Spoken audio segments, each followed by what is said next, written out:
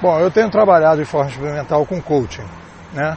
Fazendo uma primeira experiência. Já fiz várias informais, agora mais formal com 2 ex-alunos. Bom, o que eu queria discutir, eu tive um outro áudio que eu produzi sobre a questão dos 3 elementos para a tomada de decisão: o barco, o vento e a regata. Agora eu quero discutir uma outra questão que sobrou daquele outro vídeo, daquele outro áudio, que é a seguinte: de maneira geral, a gente acha que a gente se conhece muito bem, né? Você vai dizer assim, não, eu me conheço bem, acho que tem tudo a ver, eu sou assim, eu sou assado, etc, etc. Na verdade, nós temos hipóteses, né? Hipóteses sobre quem nós somos, o que nós podemos fazer bem, qual é o nosso dharma, né? Qual é a minha possibilidade. Na verdade, nós temos hipóteses, são teorias que a gente supõe que sejam mais próximas da realidade.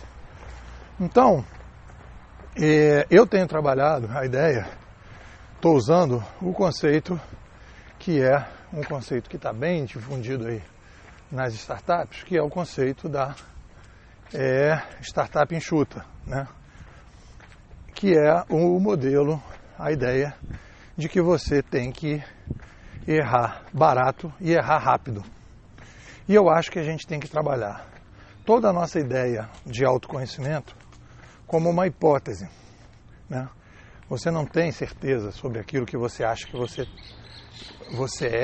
pode fazer, etc. Você tem uma hipótese, né? E você tem que trabalhar esse autoconhecimento como um processo teórico, como se fosse uma hipótese, em que você vai fazer um trabalho de tentativa e erro, a partir do momento que você vai ver como você se sente a partir das decisões que você tomou. E por isso que eu acho que essa coisa da startup enxuta é muito boa. Por quê? Porque olha só, se você toma uma decisão, né? Eu quero, digamos, dar aula de história. Muito bem. Aí você fala assim, poxa, eu quero dar aula de história, eu quero migrar minha profissão, hoje eu estou trabalhando numa área X, não estou gostando, e quero trabalhar dando aula de história. Pô, muito legal. É uma hipótese, né? Então essa hipótese, ela pode partir de um dharma que você está descobrindo, ou ela pode partir de um trauma que você também está descobrindo.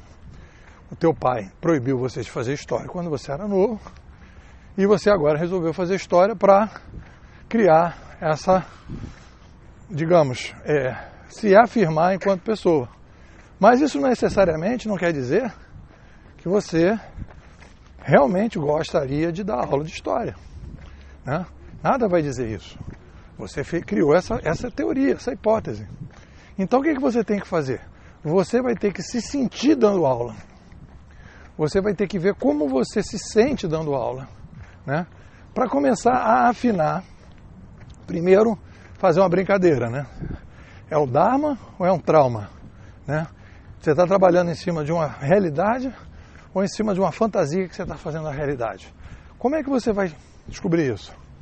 Você vai fazer um piloto, você vai fazer uma startup enxuta. Você vai conseguir, e aí você pode fazer um teste, um protótipo, em que você vai tentar testar, para ver se isso mesmo, como é que você se sente dando aula de história, né? Então como é que você vai fazer? Você vai pegar uma pessoa que está com dificuldade de história, vai falar com uma professora de história que você conheça, vai tentar ajudar, assistir uma aula de história de novo, tentar pegar um aluno que está com dificuldade num determinado tema de história para dar aula para esse aluno, ir numa escola municipal e tentar dar o reforço para algum aluno, fazer algum trabalho voluntário, sem expectativa nenhuma de receber dinheiro.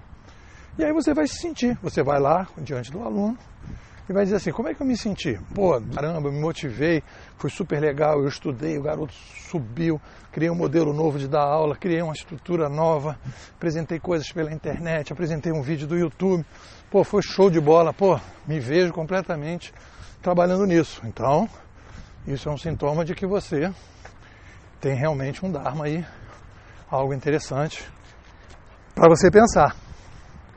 Então, você vai trabalhar em cima disso. A outra possibilidade é você chegar e dizer assim, pô, não é bem isso que eu estou querendo não. Achei que queria dar aula, mas não é isso que eu quero. No fundo, o que eu gosto mesmo não é de dar aula, é do estudo de história. Então, o que na verdade eu quero não é ser um professor. Eu quero ser um pesquisador na história. E aí você vai definir. Então, essa coisa da relação entre o que você pensa que você é e aquilo que você, né, pode ser, porque a gente nunca vai chegar a uma conclusão absoluta, a gente vai ter hipóteses mais consolidadas, vai te ajudar a pensar. Então, não existe a ideia, né, que de repente ouvindo outro vídeo eu achei que poderia passar, que a gente então chega à conclusão em relação a uma coisa nossa e aquilo ali é uma conclusão fixa. Não é. É uma hipótese. Isso vai sendo testado ao longo do tempo, né? E também, conforme você vai amadurecendo, se relacionando com a vida, casando, tendo filho, uma série de coisas que você achava antes vai mudando, né? E determinados caminhos que, de repente, coisas que você fazia e fazia bem com 30 anos, você pode com 40 já não ter o mesmo tesão, o mesmo prazer, porque, né, as coisas vão mudando, né? Você vai ficando com outra cabeça, você vai tendo um outro tipo de interesse e tal. Então isso é um processo, é um caminho de tentativa e erro o tempo todo. Eu acho bom, por exemplo, criar um diário de bordo, né? Para você identificar o teste que você está fazendo, o sentimento que você teve, o resultado do teste e o que você chega de conclusão. E a partir daí, nessa tentativa e erro, você vai começando a perceber com mais clareza as coisas. E aí sim, se você começa a amadurecer e aí faz os testes, aí já começa, por exemplo, a ter, digamos que a hipótese da aula de história vingou. Aí você vai dizer, poxa, então se vingou essa história e eu não tenho formação em história, de repente vale a pena, se eu quero continuar nessa linha, fazer um curso de história, de graduação ou de pós, sei lá, um mestrado. Então, quer dizer, aí você vai se esforçar, mas você não vai se esforçar e não vai dedicar meses, anos da sua vida para uma hipótese que pode ser falha, porque você pode chegar à conclusão lá no final que você fez 4 anos de história que não era nada daquilo, né? Que você até gostou da faculdade, mas você não queria dar aula nem fazer pesquisa. Então você não precisava ir para um curso de história, ter um diploma de história. Você podia, por exemplo, pegar um livro, ler aquele livro e aquilo lá já satisfazia. Então eu acho que é um dos principais erros estratégicos que a gente tem é a nossa incapacidade de se autoconhecer.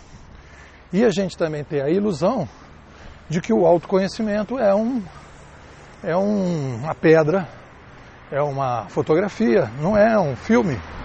Então a gente vai o tempo todo testando hipóteses e vendo se a gente se sente bem, aonde a gente se sente melhor, em que situação vai se sentindo melhor. E a gente vai diante dessas possibilidades, vendo também aonde a gente pode se encaixar e quais são os pré-requisitos que a sociedade exige para que quando você tem um amadurecimento maior sobre determinada hipótese, você possa se preparar para atender esses pré-requisitos.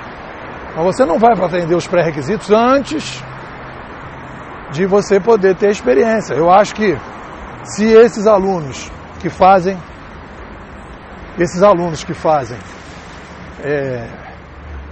vestibular pudessem, né, ter visitas guiadas nas empresas, né, onde eles imaginam que vão trabalhar, nas organizações onde é que eles imaginam que vão trabalhar, e aí pudessem ter um dia de visita, né, uma vez por mês, né, eles receberem alunos que estão tomando a decisão e pudessem ver um hospital, como é que funciona, uma empresa uma firma de engenharia, uma empresa de advocacia, uma empresa de economia, lidando com a economia, o setor de economia, recursos humanos, etc., o marketing.